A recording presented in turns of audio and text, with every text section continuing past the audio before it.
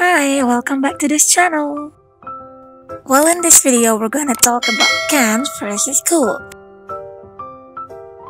Nah, seperti yang kita tahu, can and could ini termasuk ke dalam modal verb, yaitu kata kerja yang menunjukkan modality. Baik itu ability atau kemampuan, possibility atau kemungkinan, permission atau izin, request atau permintaan, dan offer atau penawaran. Nah, karena dua-duanya sama-sama modal verb dan maknanya sama, terus bedanya apa? Oke, mari kita bahas satu persatu. Yang pertama, untuk ability atau kemampuan. Perbedaannya adalah, yang pertama, can digunakan untuk menunjukkan bahwa seseorang mampu melakukan sesuatu pada masa sekarang atau present ability. Nah, kalau could itu digunakan untuk menunjukkan bahwa seseorang pernah mampu melakukan sesuatu di masa lampau atau disebut juga dengan past ability. Oke, kita lihat contohnya di dalam kalimat ya. Yang pertama untuk can, Jane can speak Korean. Second one, my brother can drive a truck. Lanjut untuk contoh could. Yang pertama, they could not eat well at the time. Contoh yang kedua, Jay could run fast when he was a kid. Oke, kita lanjut ke fungsi berikutnya, yaitu untuk menyatakan possibility atau kemungkinan. Can digunakan untuk menyatakan suatu kemungkinan yang terjadi di masa sekarang, atau disebut juga dengan present possibility, sementara could digunakan untuk menyatakan kemungkinan yang terjadi di masa lampau, atau dengan kata lain disebut juga dengan past possibility. Oke, sekarang yuk kita lihat contoh kalimatnya. Yang pertama untuk kata can, too much smoking can ruin your lungs. Yang kedua untuk kata could, a lot of homeless people could use the public kitchen last year.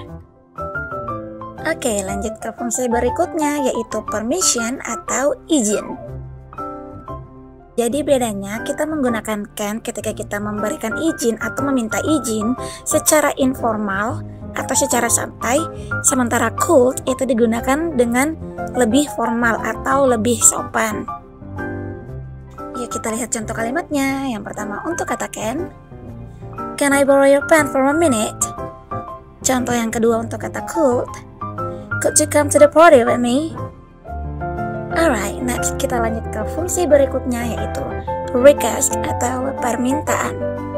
Oke, perbedaannya kembali lagi, can digunakan untuk meminta seseorang melakukan sesuatu secara tidak formal atau casual atau secara santai. Oke, nah yang kedua, could ini digunakan untuk meminta seseorang melakukan sesuatu dengan cara yang lebih sopan atau more polite. Oke, yuk lihat contohnya. Yang pertama, untuk yang lebih santai kita bisa bilang, can you pass me the salt? Atau untuk yang lebih sopan kita bisa bilang, could you please pass me the salt? Oke, last but not least, fungsi selanjutnya yaitu untuk memberikan penawaran atau offer. Bedanya, can digunakan untuk casual offer atau memberikan penawaran yang santai atau tidak formal, sementara could itu digunakan lebih kepada untuk memberikan suggestion atau saran. Nah, sekarang kita lihat lagi contoh kalimatnya untuk kata can. Contohnya, can I help you? Dan kemudian yang kedua untuk kata could, contohnya, you could try the dress first.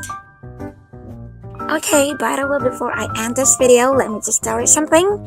Kalau kata could ini bisa digunakan sebagai conditional form atau bentuk pengandaian untuk menyampaikan sesuatu yang mungkin terjadi jika sebuah kondisi atau situasi terpenuhi. Nah, contohnya coba kita lihat kalimat yang ada di sini. I could go and meet my idol in Seoul if I had money.